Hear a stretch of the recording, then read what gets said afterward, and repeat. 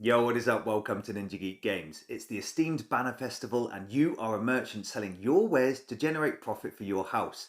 In Tidal Blade's Banner Festival, 2 to 5 players compete over the course of 3 days to sell goods in each of the city's quadrants and claim specific locations in order to earn the most profit to win the game. In this video, we're going to learn to play, but first, the setup. Also, if you enjoyed the video, please give it a like and subscribe to the channel. The board is placed in the centre of the table and we'll look at the various locations a bit later. Each player chooses a colour and will take all associated character cards and place them face down so the highest numbered card is at the bottom. The remaining cards are then placed in descending order so the lowest numbered card sits on top of the deck. Each player then takes a reference card and all banner tokens of their chosen colour into their play area. Your watercraft meeple should be placed on space 1 of the racing track in the centre of the game board. Next, we'll build the merchant deck. If playing with 2 to 4 players, you'll need to remove the 4 zero value cards from the deck and deal 8 cards to each player. When playing with 5 players, you'll use all cards but instead deal 7 to each player in the game. These cool looking tokens are the Goya fruit and will form a supply beside the board. Dependent on player count, you'll then form a fruit pool in the centre of the board with 7 fruit in a 2-player game, 9 for 3 players, 11 for 4 players and 13 fruit with 5.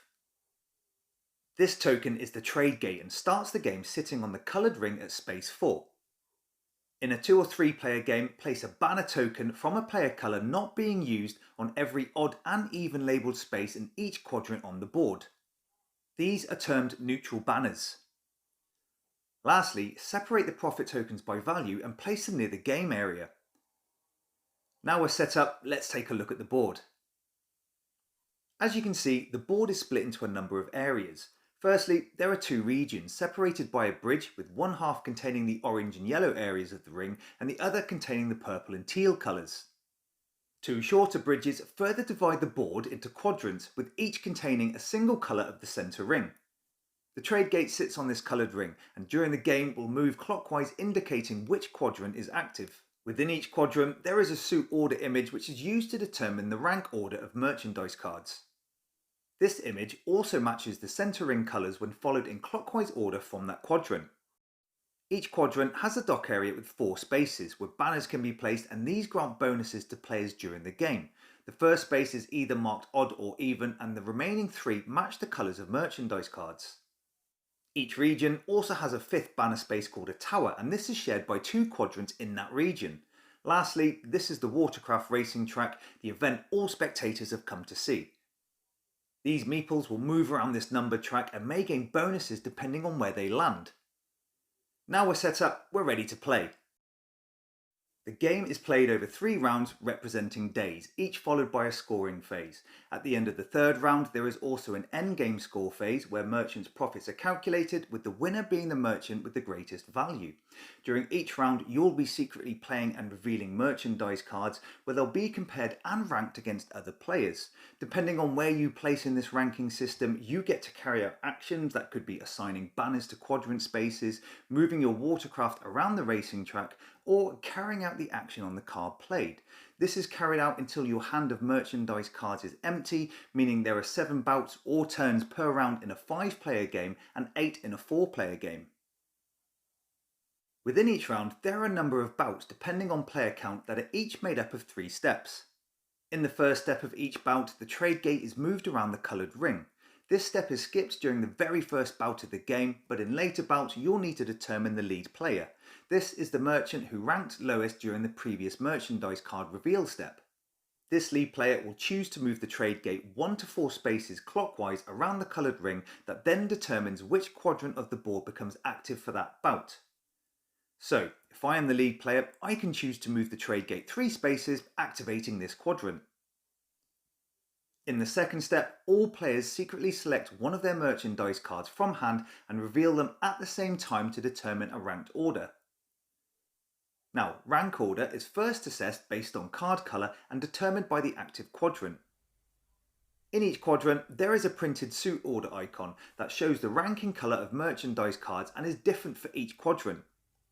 The colour of the ring where the trade gate is placed is always ranked highest, so in this quadrant, the ranking order of merchandise cards from highest to lowest is teal, purple, orange, and then yellow.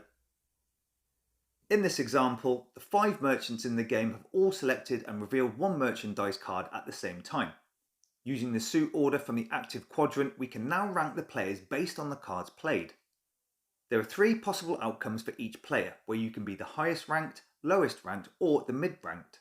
Here, we first rank the cards by colour, and we know that the suit order is teal, purple, orange, then yellow based on the active quadrant. But if 2 or more players have revealed cards of the same colour, then you rank these players by the number value on their card played. The first thing we do is determine the highest and lowest ranked players. The red merchant is the highest ranked player. Although the blue merchant also played a teal card, their numerical value was lower than that of the red merchant card. The lowest ranked player is pink, as they played a yellow card. For the rest of the merchants, you don't need to do anything else. They all become mid-rank contestants. There are slightly different rules for less players in the game. In a 3-player game, you'll first need to draw one face-up merchandise card from the main deck before players select their card. If playing with 2 players, you also draw a second card, but this one remains face down until all cards have been selected and revealed, and these cards are termed dummy cards. The third and last step in a bout is to resolve the actions based on the player's rank. If you are the highest ranked player, you first move your watercraft clockwise around the racetrack until it rests on the trade gate space.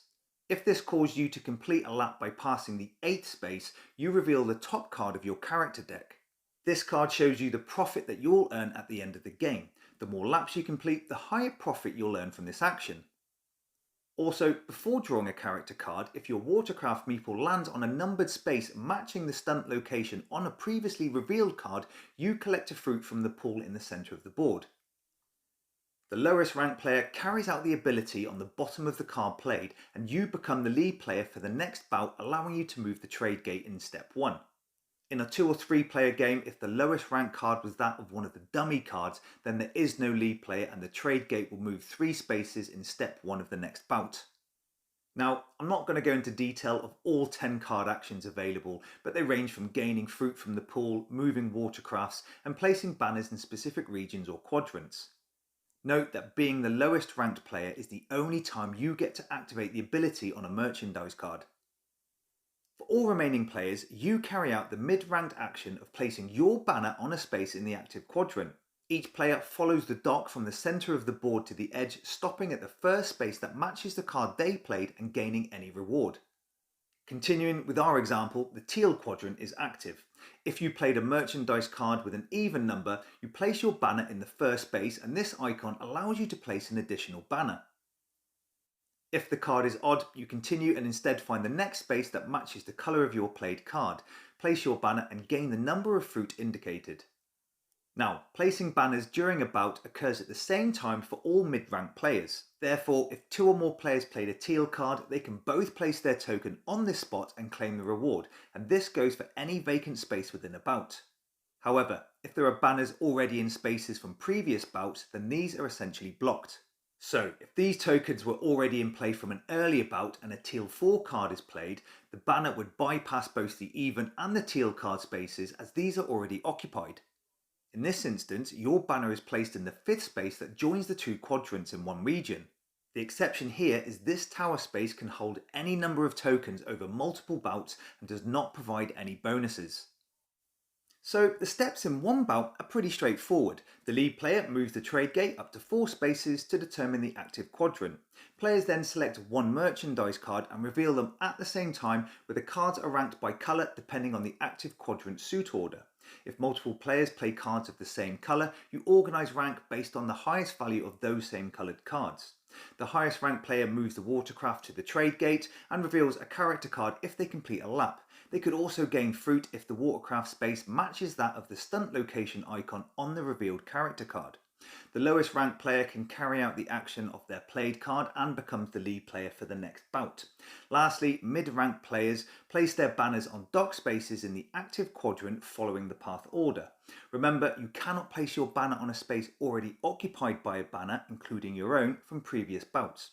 The only time multiple players can claim the same vacant dock spaces is during placement within the same bout or on the tower if all valid spaces are occupied. Now, in normal circumstances, a new bout would begin with step 1 and this would continue until all merchandise cards have been played. However, before starting a new bout, you first determine if a feast has been triggered, and this occurs if the fruit pool in the centre of the board is empty. Here, each player compares the number of fruit tokens that they have claimed. The player or tied players with the most gains profit tokens equal to the number of fruit in their play area. All other players gain profit equal to half the number of fruit tokens rounded up. Players return the fruit back to the supply, where a pool in the centre of the board is refilled as per the setup. Also, anytime you need to claim fruit from the pool and it's empty during a bout, you can take tokens from the supply. Once the feast is over, you can begin with the next bout. After the last bout of each round, there is a scoring phase where players can gain profit from the number of banners in each region of the board. You first select one of the two regions and assess which player has the most banner tokens in that region, including any on towers. So in this example, we're at the round scoring phase where players gain profit for having the most banners in a region. The player with the most banners scores 6 profit and the second player scores 3. In this example, we have assessed the red merchant has the highest number of banners claiming 6 profit, whereas the blue player had the second highest number and therefore gains 3 profit. If playing with 5 players, the merchant who came third gains just 1 profit. If any players tie, they both receive the full reward, but the next level of reward is skipped. Therefore, if red and blue merchants tied for first place in a 5-player game, then the merchant with the next highest number of banners would only gain 1 profit. These tokens are kept and stored within your play area. Note that in 2 or 3 player games, any neutral banners on the odd or even spaces that were placed there during setup count when assessing player banner number. This scoring step is carried out for both regions on the board.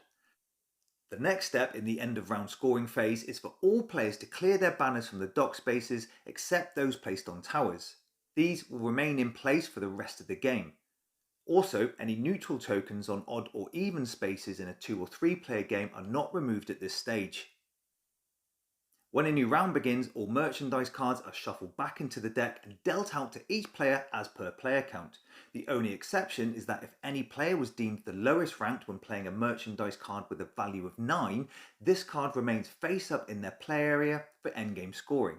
This is because the lowest ranked player can carry out the action of their played card, and the 9 value card provides profit at the end of the game. The lead player for bout 1 of a new round is the merchant that was last lowest ranked player of the last bout of the previous round.